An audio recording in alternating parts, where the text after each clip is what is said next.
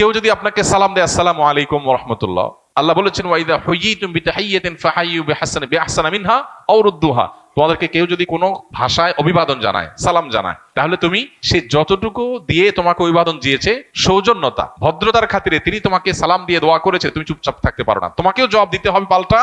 এবং সেটা তিনি যা বলে দিয়েছেন কমপক্ষে অতটুকু, বরং তার চাইতে বেশি দেওয়া উচিত, না হলে কমপক্ষে যতটুকু বলেছে ততটুকু।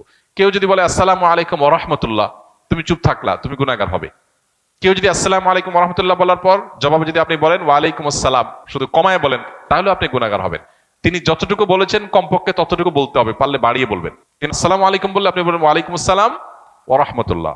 তিনি যদি বলেন আসসালামু আলাইকুম ওয়া রাহমাতুল্লাহ, তাহলে আপনি বলবেন কি ওয়া আলাইকুম আসসালাম ওয়া রাহমাতুল্লাহি ওয়া বারাকাতুহু। অনেক ইমামদের মতে এরপরে মাগফিরাত ইত্যাদিও যুক্ত করা যায়। আলবানী রাহিমাহুল্লাহ এরকম একটা কথা বলেছেন, যদিও বিশুদ্ধ মত অনুযায়ী ওয়া বারাকাতুহু শেষ, এতটুকু। যদি কি ওয়া বারাকাতুহু বলে তো আপনি অতটুকুই বলবেন।